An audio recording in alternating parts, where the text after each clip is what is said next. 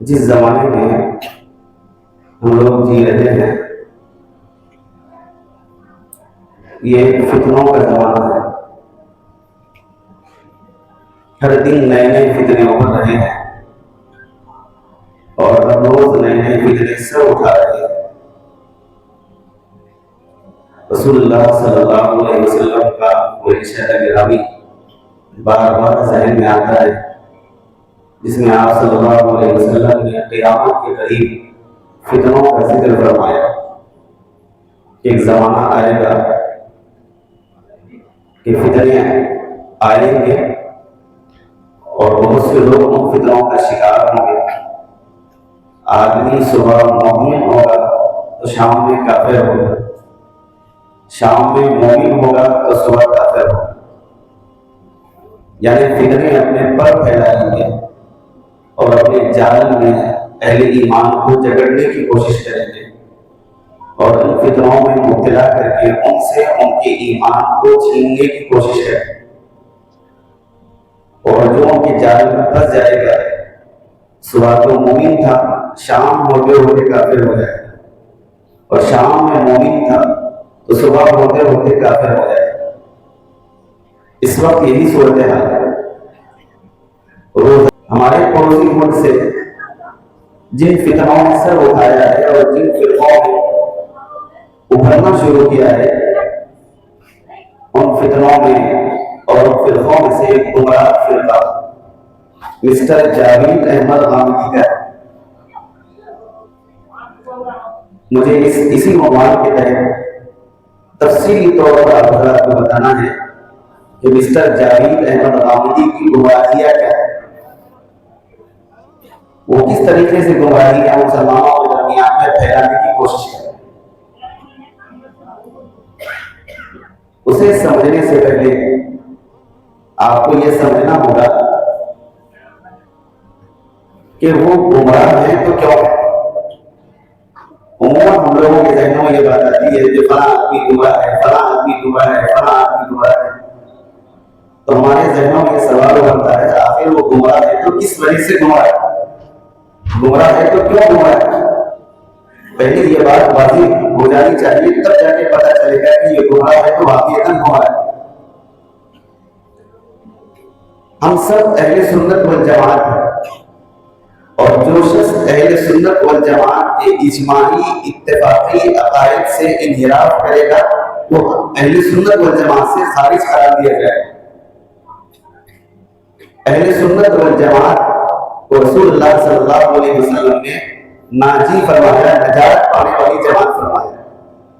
اس جماعت کے علاوہ جتنی جماعتیں سر اٹھائیں گی وہ سب کے سب گمراہ قرار دیے جائیں گے حدیث کی وجہ سے، اور ان پر ناجی کا نجات پانے والوں کا اطلاق نہیں ہوگا.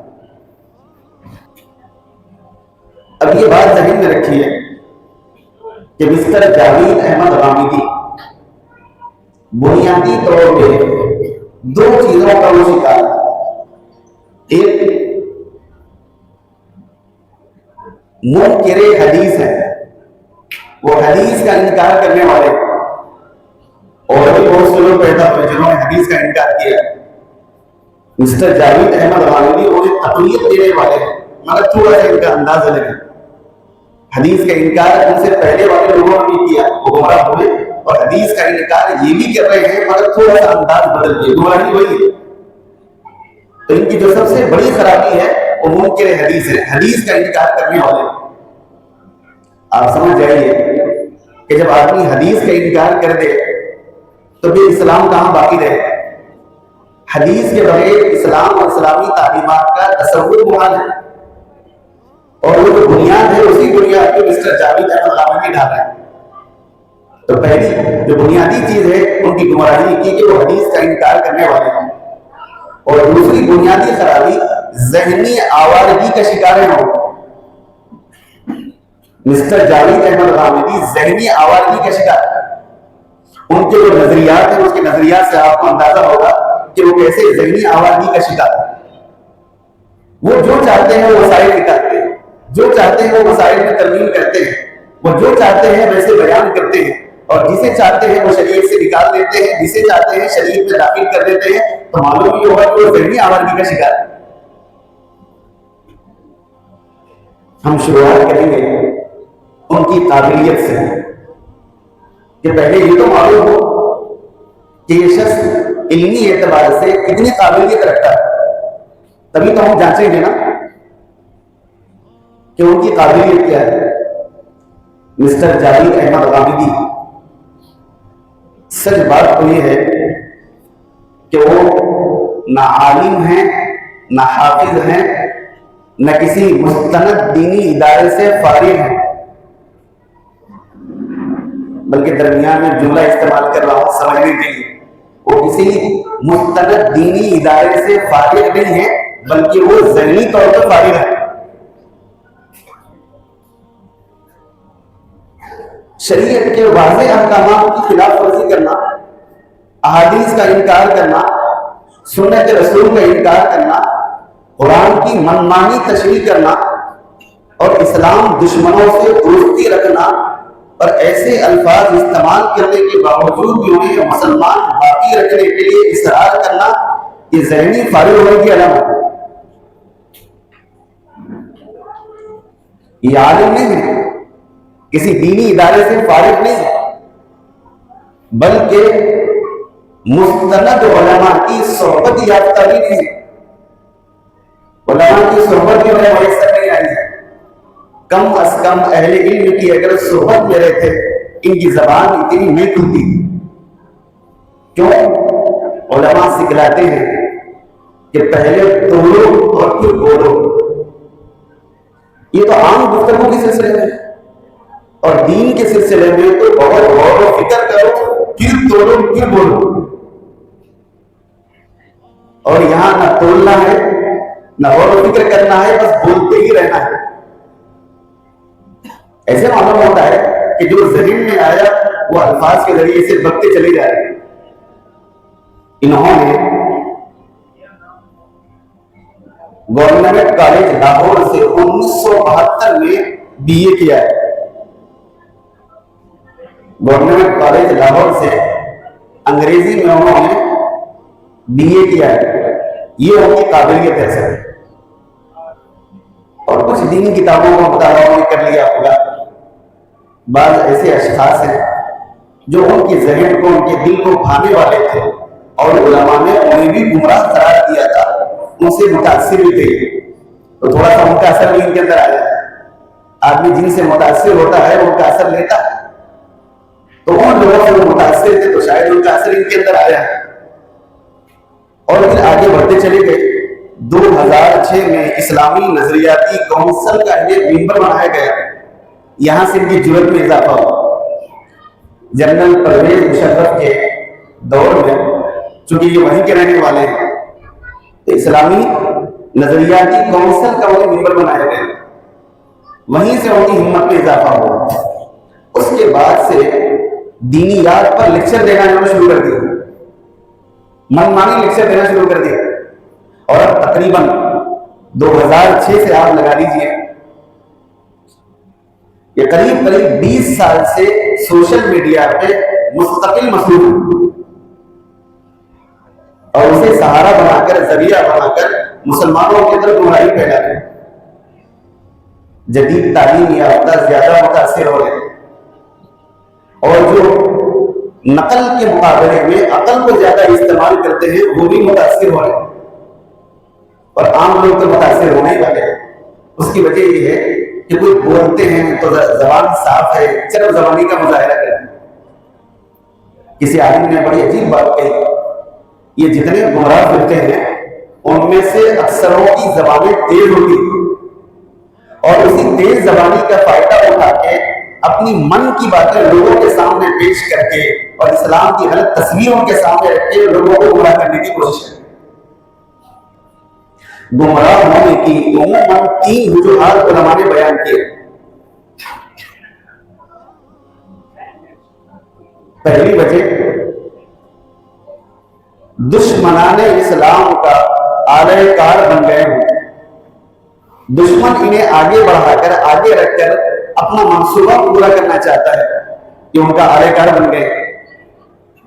اور ایسے بہت سے لوگ ہیں دشمنان اسلام نے انہیں آگے رکھ کر اپنے منصوبے کو پورا کرنے کی کوشش ہے.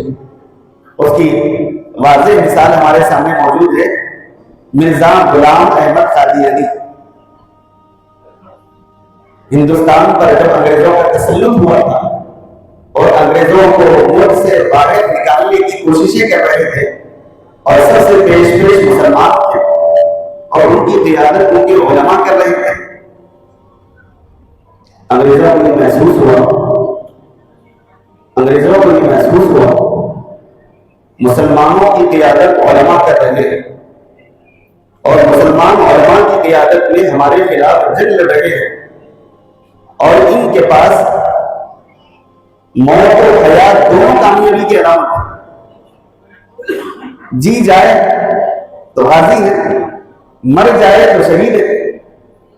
جن کا یہ تصور ہے اور جن کے مذہب نے موت کو بھی زندگی بتلایا ہے تو پھر یہ قوم کبھی بھی ہم سے لڑنے کے لیے پیچھے نہیں آ سکتی.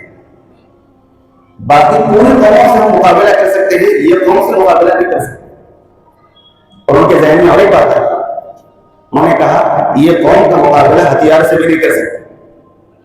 ہتھیار سے وہ قوم کو ڈرا سکتے ہیں جو ڈرنے والی ہے.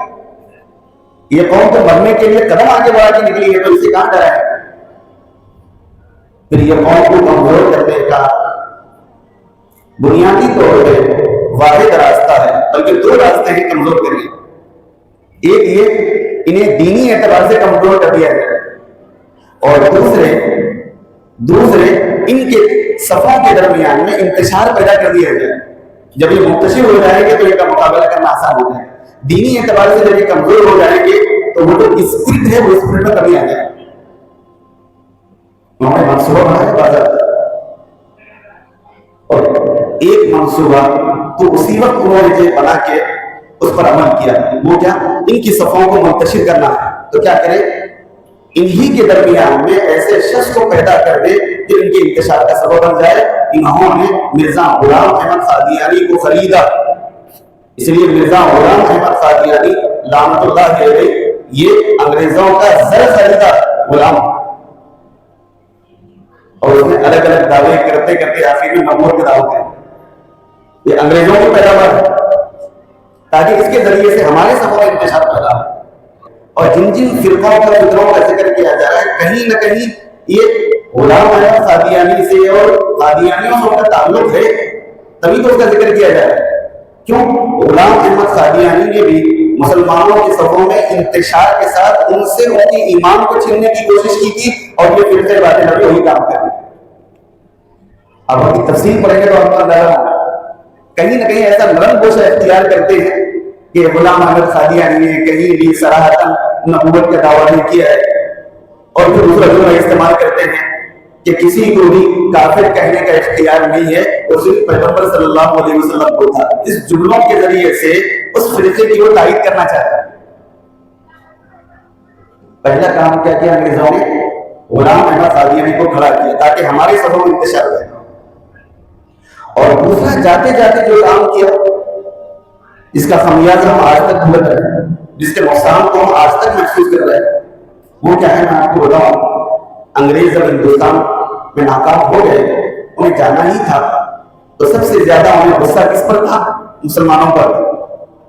انہی کی کاوشوں کی وجہ سے ہمیں ملک چھوڑنا تھا, اور انہی کی محنتوں کی وجہ سے پورے ملک کے باشندگان اکٹھا ہوئے تھے, اور مسلمانوں ہی نے ان کے اکابر علماء نے سب کو ایک پلیٹ فارم پر لا کر جمع کیا تھا, اور سب سے یہ کہا تھا ہمارے ملک کو آزاد اگر کرنا ہے ہم سب کو مل جل کے کام کرنا ہو.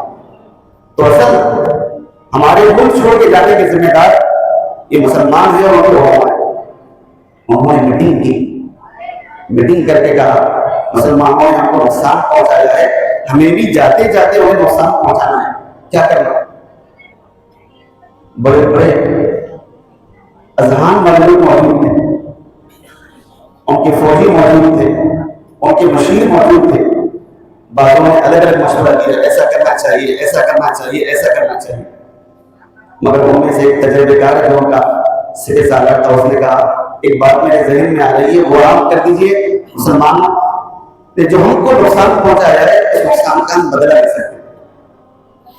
تو ان کا جو سربراہ تھا اس نے پوچھا کیا ترکیب ہے آپ کے پاس؟ تو اس تجربے کار سر سادات نے کہا آسان ترکیب ہے، مسلمان عورتوں کے سر سے دوپٹہ نکال دیجئے اور مسلمانوں کے قرآن کو اس میں لپیٹ دیجئے، یہ قوم دین سے دور رہے گی اور ہم سے اور ہمارے ساتھ جو معاملہ ہوا ہے اس کا بدلہ ہم آسانی سے لے سکیں۔ یہی وجہ ہے ہمارا قرآن لکھتا ہوا ہے اور قرآن سے ہماری وابستگی نہیں ہے، جس کی وجہ سے گمراہ فرقوں کا ہم آسانی سے شکار ہونے چلے۔ تو پہلی وجہ میں نے عرض کی کہ یہ جو گمراہ فرقے ان کے سربراہ ہیں یہ دشمنان اسلام کے اعلی کار بنے ہوئے ہیں۔ غلام احمد قادیانی بنا تھا، ہو سکتا ہے ان میں سے اور بھی لوگ ہوں گے جن کا ہمیں علم نہیں۔ دوسری وجہ ان کے گمراہ ہونے کی، گمراہ کرنے کی، دین کا ناقص علم ہونے کا بھی نتیجہ ہو سکتا ہے۔ دین کا علم اگر راسخ ہو، پختہ ہو، آدمی گمراہ نہیں ہو سکتا۔ اگر ناقص علم ہو اور صحیح علم ہو تو صحیح علم اور ناقص علم کے ذریعے سے آدمی گمراہ ہو سکتا ہے۔ ان کے پاس صحیح علم ہے، ناقص علم ہے، اور اس ناقص علم کے ذریعے سے وہ اس سے کچھ چیزیں نکالنا چاہتے ہیں، خود بھی گمراہ ہو رہے ہیں، دوسروں کو گمراہ کر رہے ہیں۔ ہم تو ڈوبے ہیں سلام، تمہیں بھی لے ڈوبے۔ یہ دوسری وجہ ہے۔ اور تیسری وجہ کم وقت میں شہرت کی بلندیاں حاصل کرنا چاہتے ہیں اور اس کا آسان راستہ اس زمانے کے اندر دینی پلیٹ فارم مل گیا ہے۔ آپ ڈاکٹر بن جائیے، پاپولر بھی ہو سکتے ہیں۔ کتنے پاپولر ہو گیا؟ 100 200 300 لوگوں میں پاپولر ہو گیا، ایک گاؤں میں پاپولر ہو۔ انجینئر بن جائیے، کتنے پاپولر ہو گیا؟ 2000 بیٹی کے پڑھائے۔ پروفیسر بن جائیے، آپ اسٹوڈنٹ کے سامنے پاپولر ہو جائے، مگر کم وقت میں بہت جلد شہرت پانے کے لیے انہوں نے دینی پلیٹ فارم کو استعمال کیا۔ آپ دیکھیے، آپ سنیں گے، آپ نے سنا ہوگا، گمراہ اور ایک جو چہرہ ہے جو اور اسی ملک میں آیا ہے، بلکہ جس گمراہ کے چہرے کا میں ذکر کرنے جا رہا ہوں، اس کی گمراہی کو بیان کرنے جا رہا ہوں، دیکھا جائے تو وہ اس کا شاگرد ہے۔ مسٹر جاوید احمد غامدی یہ استاد ہیں، انجینئر محمد علی مرزا یہ ان کے شاگرد ہیں، اس لیے اکثر لکھتے بھی ہیں۔ بعض چیزوں میں آپ مسٹر جاوید احمد غامدی کو پڑھ لیجیے آپ، تو مطلب یہ ہوا کہ ان کی باتیں صحیح مانتے ہیں، ان کو استاد مانتا ہے۔ یہ جو گمراہ ہے یہ ہے پیشے سے انجینئر ہیں، پیشے سے انجینئر، مگر جو پاپولر نہیں ہو سکے، شہرت نہیں پا سکے۔ شہرت پائیں گے تو کتنی شہرت پائیں گے؟ ان کے ذہن میں بات آئی کہ اگر میں مشہور ہونا چاہتا ہوں، کم وقت میں مشہور ہونا چاہتا ہوں، دینی پلیٹ فارم کو یوز کر لیجئے، ایسے لوگ تو پیدا ہو ہی جائیں گے جو میرے ماننے والے ہیں۔ انہوں نے استعمال کیا اور یہی صورتحال مسٹر جاوید احمد غامدی کے ساتھ تھی۔ انہوں نے بھی دینی پلیٹ فارم کا استعمال کر لیا ہے، جبکہ دینی پلیٹ فارم صرف علماء کے لیے ہے، صلحاء کے لیے ہے، علماء ربانیین کے لیے ہے، مشائخین کے لیے ہے۔ دینی پلیٹ فارم یہ ان کا حصہ ہے، مگر یہ قابل ہو گئے اس پر، اور پھر اپنا نام کیا نہیں کرنا چاہتے؟ اسلامی اسکالر۔ دھوکہ دینے کے لیے جو ان کا جو نام ہے، نام پہ غور کیجیے آپ، ایسا معلوم ہوتا ہے کہ اللہ اکبر ہے، پوری کتابیں ان کے جو سینے کے اندر محفوظ ہیں اور اس کا مظاہرہ بھی کرتے ہیں۔ آپ سوشل میڈیا پہ دیکھے ہوں گے، سامنے وہ بینچ لگائے ہیں، بڑی بڑی کتابیں اس کے اوپر ہے، عربی عبارت پڑھنے سے اردو عبارت پڑھنے میں اٹک رہے ہیں، اور اعتراض کس پہ کر رہے ہیں؟ علماء ربانیین پہ، ائمہ پہ اعتراض کر رہے ہیں۔ قرآن کی چھوٹی سورت پڑھنے نہیں آ رہا اور قرآن کا ترجمہ بھی کر رہے ہیں، قرآن کی خود سابقہ تشریح بھی کر رہے ہیں۔